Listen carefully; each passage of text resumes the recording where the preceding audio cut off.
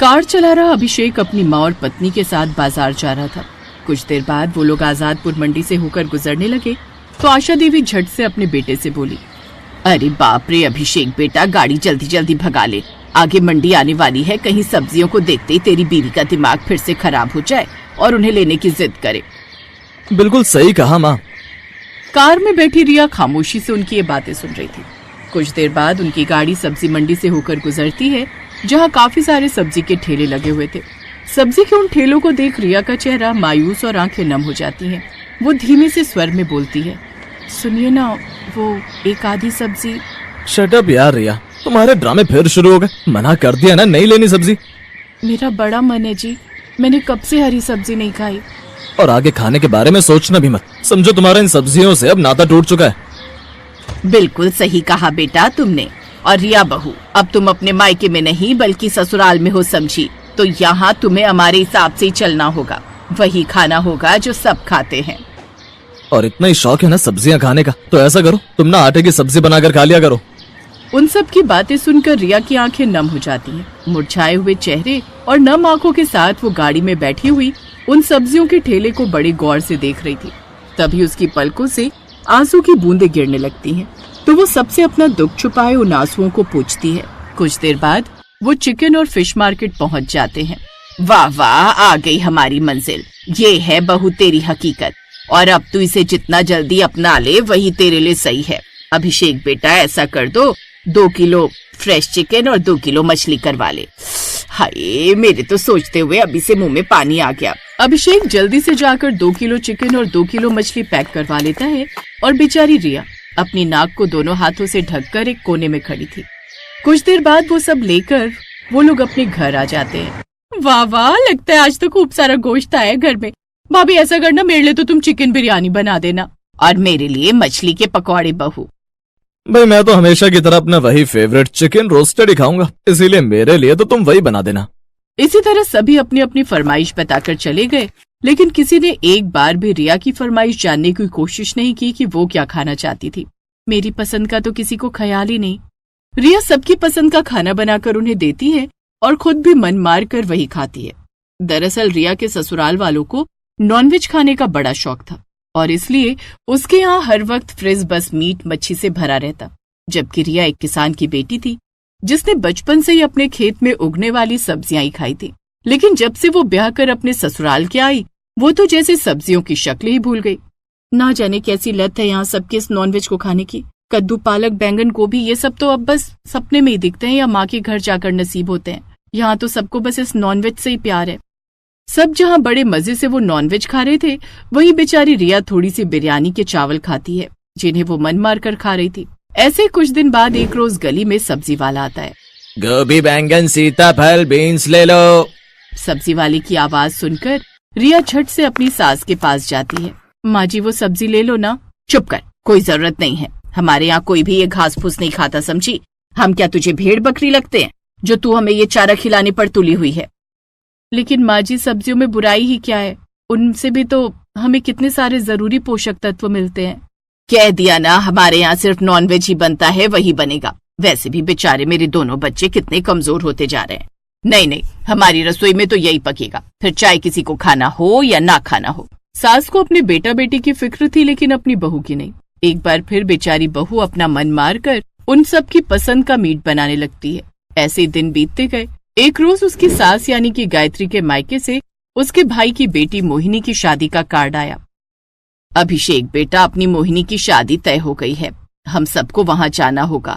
तू ऐसा कर, ऑफिस से 2-3 दिन की छुट्टी ले ले। अपनी मोहिनी की शादी? हाँ हाँ, क्यों नहीं माँ, मैं आज ही छुट्टी के लिए अप्लाई कर देता हूँ। अब वो सभी शादी में जाने की तैयारी कर लेते हैं और 3 दिन बाद रामपुर गांव के लिए निकल जाते हैं। आ गए तुम लोग, कब से तुम्हारी राह देख रहे थे। गायत्री बहन, तुम जरा पूजा का सामान देख लो, सब सही से आ गया है या नहीं। और रिया बहू, तुम मोहिनी के कपड़े और उसको तैयार करने का काम संभाल लेना। हाँ, वैसे भी वो कब से कह रही थी कि रिया भाभी मुझे तैयार करेगी। जी ठीक है मामी जी। फिर शाम को रिया मोहिनी को तैयार कर देती है। शादी का पंडाल सजकर तैयार हो चुका था। शादी वाले दिन भी वहाँ पर मीट मच्छी बनी हुई थी, साथ ही वेज खाना भी वहाँ बना हुआ था। आज तो मैं पेट भरकर नॉनवेज खाना खाऊंगी। ना जाने नॉनवेज खाकर इन लोगों का मन क्यों नहीं भरता। कुछ देर बाद मेहमान भी आने शुरू हो जाते हैं। इधर रिया भी दुल्हन को तैयार करने के बाद खुद भी तैयार हो जाती है। तभी शादी के पंडाल में एक तरफ से कुछ शोर आने लगता है। हे राम, छी छी छी, ये कैसा घोर कलयुग है। जहाँ मांस पका है वहीं ये वेज खाना भी बना है। इन्होंने तो धर्म भ्रष्ट कर दिया। मनमोहन जी, क्या आपको पता नहीं लड़के वालों को मांस मछली से सख्त नफरत है? वो तो ये सब खाते भी नहीं, और आपने उसी जगह वेज खाना बनवा दिया जहाँ नॉन वेज बना है। कुछ देर में बाराती आने वाले हैं। अगर लड़के वालों ने ये सब देख लिया ना, तो ऐसा ना हो कहीं बारात ही वापस ले जाए। उनके लिए अब दूसरी तरफ शुद्ध शाकाहारी सब्जियां बनवाओ। हे भगवान, ये क्या हो गया? तू घबरा क्यों रहा है मोहन? जल्दी से दूसरी जगह सब्जी बनाने का इंतजाम करवा दे। आप समझ नहीं रही दीदी, वो बात ये कि जो हलवाई बुक किए थे वो दूर के गांव से थे और वो सब अब जा चुके हैं। साथ ही सब्जियां भी सारी खत्म हो गई हैं, अब पकाने के लिए भी कुछ नहीं है, और इतनी रात को शहर जाकर सब्जी लाएंगे तो काफी देर हो जाएगी। मेरी तो कुछ समझ में नहीं आ रहा कि अब क्या होगा। कहीं इस नॉन वेज के कारण आज मेरी बेटी की शादी न टूट जाए। ये सब बातें रिया सुन रही थी और वो जल्दी से रसोई में जाती है और कुछ बनाने लगती है। कुछ देर बाद अचानक से रसोई से बड़ी अच्छी महक आने लगती है। कुछ देर बाद पारुल अंदर से कटोरियों में सब्जी लेकर आती है। माँ, इसे टेस्ट कीजिए, कैसी बनी है? मामा मामी जी, आप भी लीजिए इसे। महक तो बड़ी अच्छी आ रही है। फिर वो सब जैसे उस सब्जी को टेस्ट करते हैं तो हैरान रह जाते हैं। उसका टेस्ट काफी ज्यादा अच्छा था। वाह बेटी, ये तो बड़ी ही अच्छी सब्जी बनी है, लेकिन ये सब्जी है कौन सी? टेस्टी तो होगी, मेरी भाभी ने जो बनाई है। तभी रिया भी बाहर आ जाती है। बहू, सब्जी तो बड़ी ही कमाल की बनी है, लेकिन ये सब्जी है कौन सी? घर में तो कोई सब्जी थी ही नहीं। मामी जी, ये आटे की सब्जी है। क्या बहू, आटे की सब्जी? हाँ माँ जी, खाने के लिए तरस गई थी। अपने मायके में मैं यही सब खाकर बड़ी हुई थी, लेकिन यहाँ आप घर में सब्जी लाती नहीं थी और नॉनवेज मुझसे खाया नहीं जाता था, इसलिए मैंने YouTube पर देखकर ये आटे की सब्जी बनाना सीखा। ये राजस्थानी डिश है जिसे चक्की की सब्जी भी कहा जाता है। किसी जमाने में ये सब्जी सिर्फ राजस्थान की रॉयल फैमिली के लिए बनती थी। वाह बहू, तूने तो कमाल कर दिया। सच में मुझे नहीं पता था मेरी बहू इतनी होशियार है। बहू, हमसे गलती हो गई जो हमने तेरी पसंद का ख्याल नहीं रखा, लेकिन अब से मैं वादा करती हूँ, अब से हमारे घर में सब्जियाँ भी आएंगी। तुझे हमें ऐसी टेस्टी सब्जी बनाकर खिलानी होगी। हाँ। ये सुनकर रिया खुश हो जाती है। मैं वादा करती हूँ माँ जी। कुछ देर बाद बारात आ जाती है और लड़के वाले और बाराती भी जब वो आटे की बनी हुई सब्जी खाते हैं तो हैरान रह जाते हैं। हमें खुशी है कि हमने इतने अच्छे घर में रिश्ता जोड़ा। वो सभी उनकी खूब तारीफ करते हैं और खुशी खुशी मोहिनी को विदा कर ले जाते हैं। कुछ दिन के बाद अब रिया की सास भी अपने घर में सब्जियां लेकर आती, साथ ही कभी कभी उससे आटे की सब्जी बनाने को भी कहती। अब रिया अपने ससुराल में खुश थी। उसकी आंखों में आंसू नहीं बल्कि चेहरे। भैया जरा सामान आराम से उतारना, कोई भी चीज टूटनी नहीं चाहिए। टेंशन मत लीजिए भैया जी, हम आपके फ्लैट में सामान को आराम से रख देंगे। बहुत देर से तेरे हाथ की बढ़िया अदरक वाली चाय का इंतजार कर रही थी। कितना रह गया सामान? सारा ऊपर फ्लैट में रख दिया ना? नमस्ते अंकल जी। नमस्ते बेटा, नए आए हो लगता है। जी अंकल जी, आज ही आया हूँ, बस सामान शिफ्ट कर रहा हूँ। आप भी इस एरिया में रहते हैं क्या? हाँ बेटा, वो सामने कोने वाला फ्लैट मेरा है, वहाँ दूध की दुकान है ना, वहीं से दूध लेने जा रहा हूँ। तुम्हें भी कुछ खरीदना हो तो उस दुकान से ले लिया करो, वहाँ पर दूध, दही, मक्खन, पनीर सब कुछ मिलता है। जी अंकल, बिल्कुल, थैंक यू अंकल जी। लगता है हमारे सामने वाले फ्लैट में शिफ्ट किया है, क्योंकि सामान वहीं आ रहा है। अकेला ही लग रहा है, लड़का कोई साथ नहीं है। माँ जी, रात के खाने में क्या बनाऊं? नीचे सब्जी वाला खड़ा हुआ है, एक काम करती हूँ, कटहल ले आती हूँ। कच्चा कच्चा लग रहा है, बढ़िया बन जाएगा। हाँ ठीक है बहू, कटहल ही ले आओ, मेरा भी बहुत मन है कटहल खाने का। आरती नीचे गली में सब्जी वाले से सब्जी लेने चली गई। शोभा उसके उदास चेहरे को ऐसे ही देखते रहती थी। आरती पहले ऐसी नहीं थी, वो हंसती बोलती सबसे खूब बातें करने वाली थी। 7 साल पहले आरती के पति का देहांत हो गया था। उसके बाद आरती अपने मायके चली गई, क्योंकि उसके माता पिता ने एक और लड़का देखा जिससे आरती की दूसरी शादी कर सके, पर वो लड़का भी गलत था, इसलिए आरती ने उससे शादी करने के लिए मना कर दिया। और उसके बाद फिर से आरती अपनी बूढ़ी सास के पास आ गई और तभी से आरती अपनी सास शोभा के साथ रह रही है। शोभा ने कई बार आरती को दूसरी शादी करने के लिए कहा, पर आरती ने फिर मन नहीं बनाया।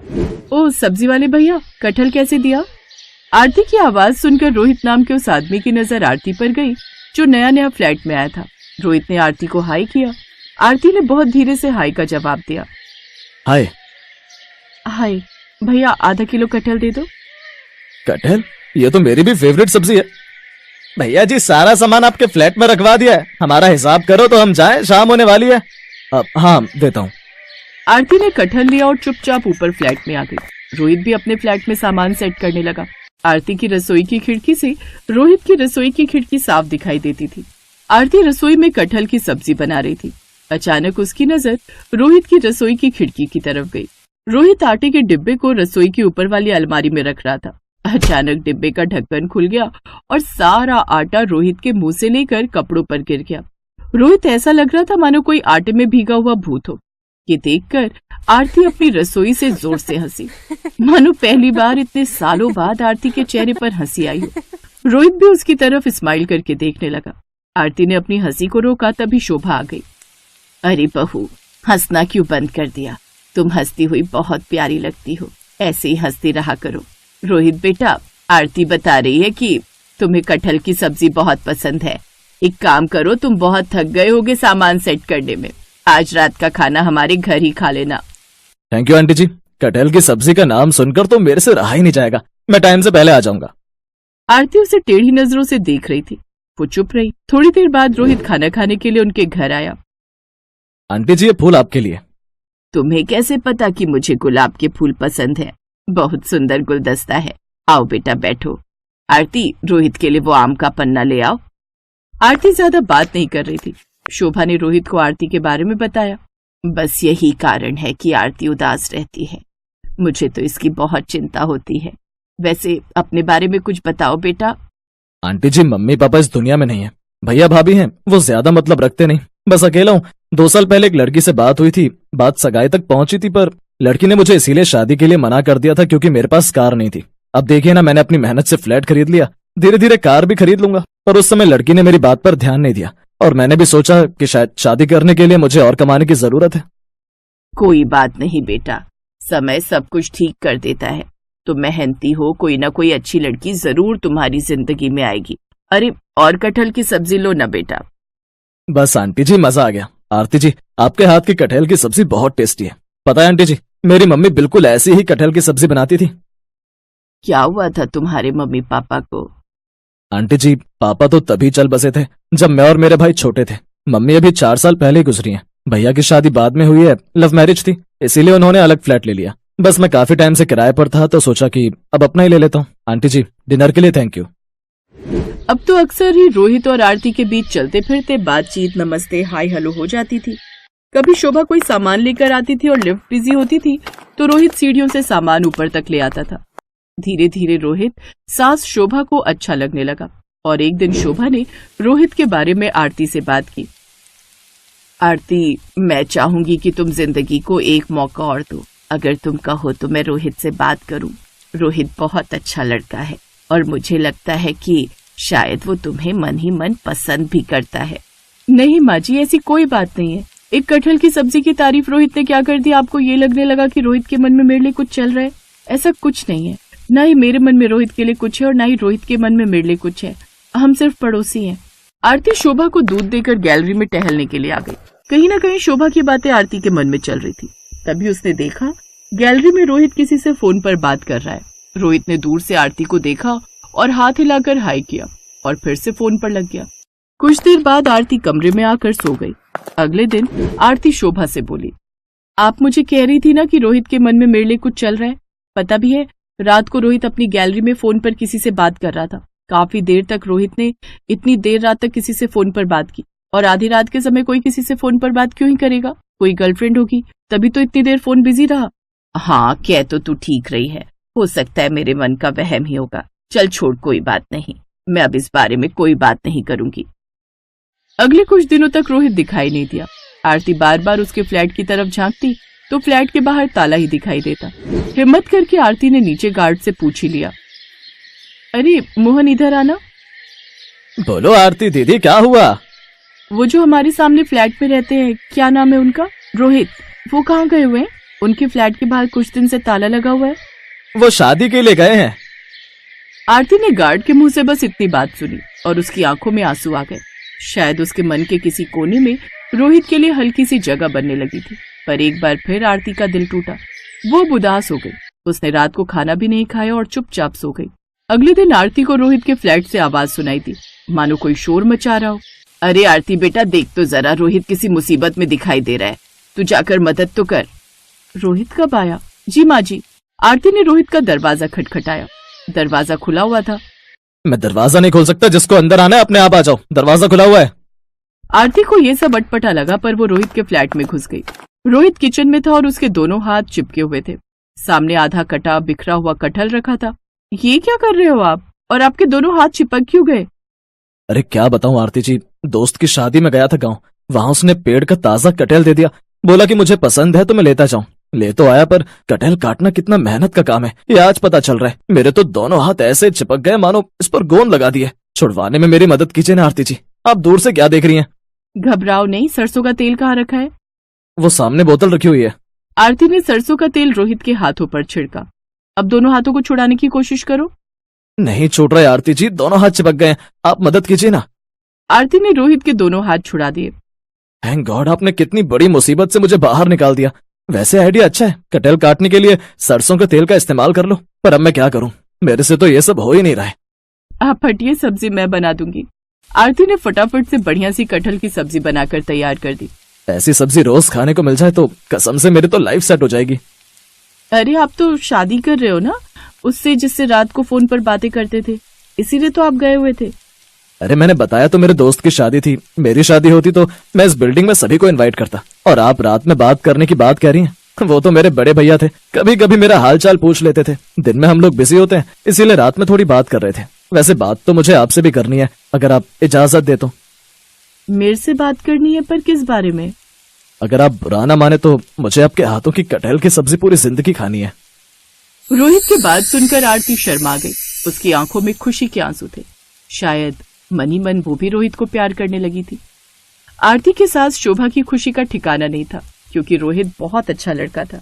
कुछ दिनों बाद पूरी बिल्डिंग के लोगों के सामने रोहित आरती के साथ सगाई करता है, और फिर कुछ दिनों बाद रोहित के किचन में बढ़िया सी कटहल की सब्जी बन रही थी, जो उसकी पत्नी आरती बना रही थी।